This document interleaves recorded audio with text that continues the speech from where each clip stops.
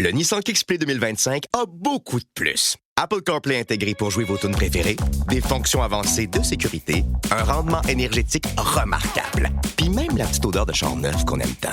Tout ça en plus pour moins. Le Nissan Kick Play 2025 est le véhicule neuf le plus abordable au Québec. Achetez-le à partir de seulement 22 774 $, incluant un rabais à l'achat comptant de 2 600 $. Profitez de cette offre avantageuse chez votre concessionnaire dès maintenant. Jusqu'au 2 mars, des conditions s'appliquent. Détails chez Nissan. All right, welcome back to the Elias Macco Show. Now, we've been keeping track of this story all morning, right? François Legault saying that he wants 80,000 asylum seekers to be forced to relocate to other provinces. That news, and of course, François Legault is traveling right now. He's at the Francophonie. He's outside of the province. So that statement made a lot of news. Now, this morning, the immigration minister, Jean-François Roberge, was asked about what the premier said yesterday. You have to listen to this. I don't know if you call it a clarification or an adjustment. Have a listen now to Immigration Minister Jean-François Roberge. You're not planning to uproot people and force them to move to other provinces. That's the way it's been interpreted from Mr. Legault's comments. It's not what he said. It's what some people interpreted about what he said. And we are simply taking some suggestion from this document coming from the federal government, saying that we should inspire us.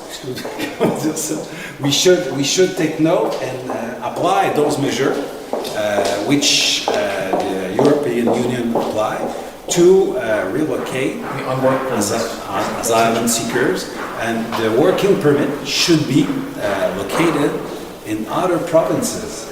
And we should be clear with people coming here seeking for help, seeking for asylum.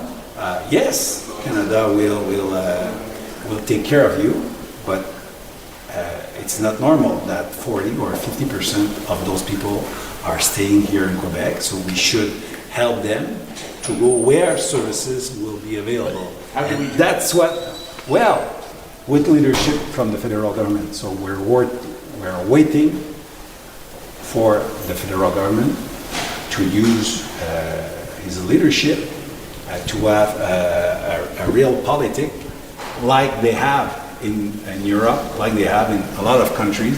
And I'm talking about Germany, about Switzerland.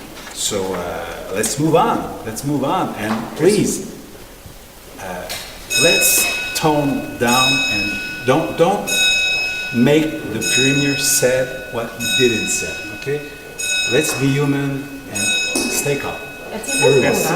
All right, do not adjust your sets there at the end. The alarm bell going off. That's in the National Assembly. It is not in your own home. Just want to make that clear. But nonetheless, the Immigration Minister, Jean-François Roberge, responding to reporters this morning. Now, we've asked Patrice Brunet, immigration lawyer, to join us this morning to talk about this. So, Patrice, welcome back to the show and welcome to the studio. Thanks. So let's talk about what he said there at the end, right? What Jean-François Roberge said was, listen, other countries, they do something like this, where they just manage asylum seekers and distribute them more equitably throughout the country.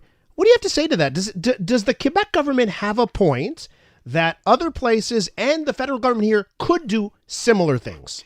They have a partial point. I would be cautious in comparing what they're doing in Europe because it's a completely different equation. You have migrants crossing the Mediterranean Sea. You have migrants walking across Greece and ultimately getting to Germany. So you have to be very careful when you make comparisons like this. Mm-hmm. But they have a partial point by saying that Quebec shouldn't be one of the main landing points for refugees when they're crossing the border or they're landing by plane. And it has to be evenly or more evenly distributed across the country because you don't want to create ghettos. And so you want those new immigrants to come in and to adapt over a generation or two. When you have ghettos, then people don't learn the language, they don't adapt culturally, and you have a problem that is sustained over generations. Yeah. And that's the problem in Europe in many cases. I'll just let you know, right before this interview, we were speaking to the president of the Eastern Township School Board, and they're having an issue getting funding for French classes, right, for immigrants, by the way. And he was just telling the story of an Iranian woman that now lives in the Eastern Townships, and she's integrating and she's working. And, it goes to what you said. But again, she's in the Eastern Townships. She's not smack dab in the middle of Montreal. We've heard other provinces, and they've been saying thanks but no thanks to this request, right? Yeah. I mean, New Brunswick and out west, we've heard that. Yeah. What's your take on how the federal government is handling this? Well, they should have taken that leadership role earlier. So Miller's been in office for many months now. Yeah. And nothing has really been done previously. They had the occasion to do that. Remember Roxham Road, and then they had to close it. But it shifted the problem to airports, and people are still crossing the border, and they're coming to Quebec. And it's normal. We have a populous province. Ontario is a big province as well. BC is a big province. And those people, the nature of those people coming to Canada is that they want protection. And we have an international obligation and a social obligation to do it. And I think most Canadians are in agreement with that. But they want Canada to protect them, not specifically Quebec, not specifically Toronto.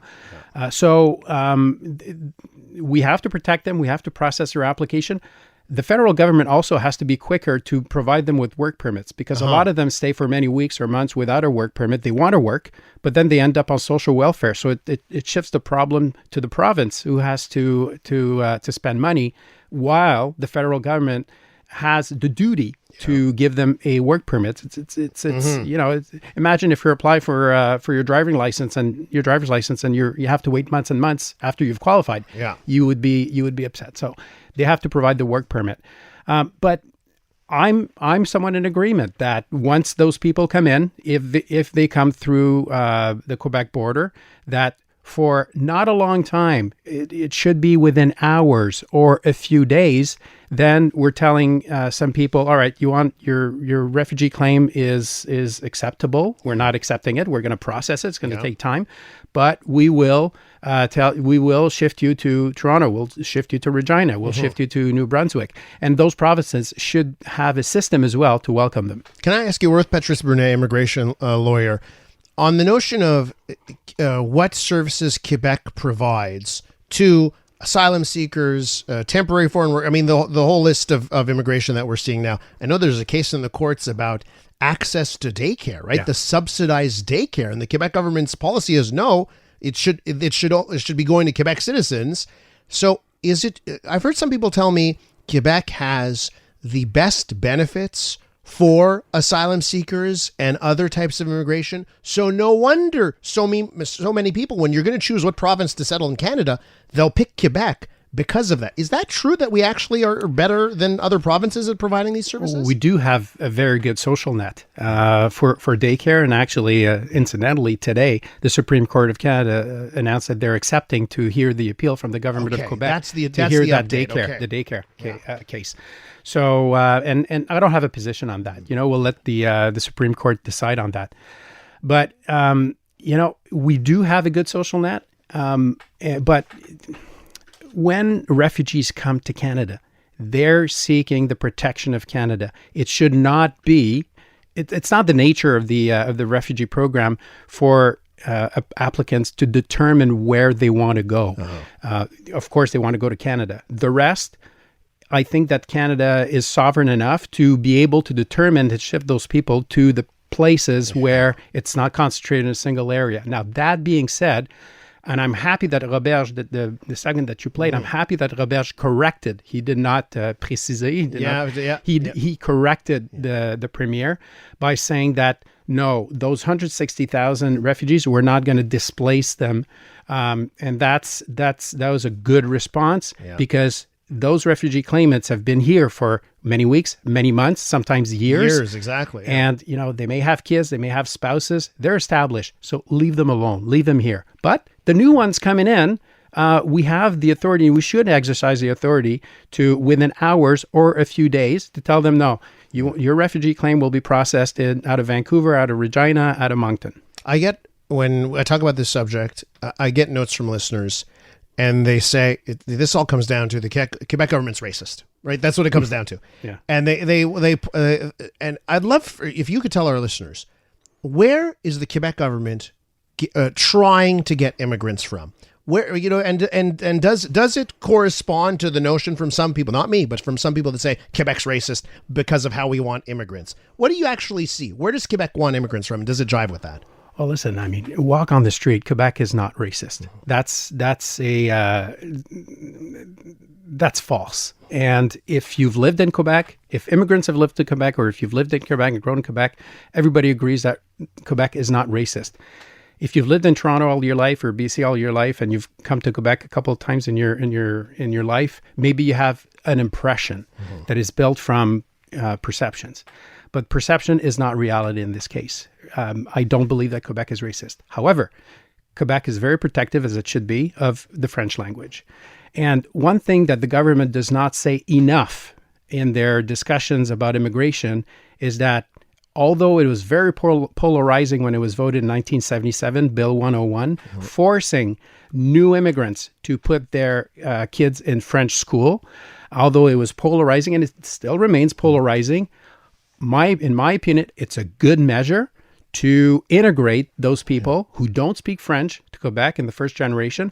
You know that the second generation will speak even with the Quebecois accent, and they will be fully integrated. I see it when I walk by any schoolyard in Côte-de-Neige, and it's immigrants who are speaking French. I mean, that's the children of immigrants speaking French. That's right, and they have no choice. It's by law, and I don't think there's a question that we should change that law. So when I hear Premier Legault saying that there's too many temporary temporary workers, students in Quebec, my answer to him is just, chill out.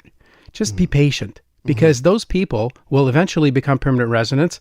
And it's okay the first generation doesn't speak French, because the second generation will. Remember the Greeks, Bill 101. the Greeks, the Italians, all the previous generation of immigrants that came in, they never spoke French. They may have spoken a little bit of English. Yeah. But then, their kids went to school, and now they're French. Okay, Patrice, listen, we have to leave it there. I want to thank you very much for coming on and talking about immigration in Quebec. We'll catch up again real soon.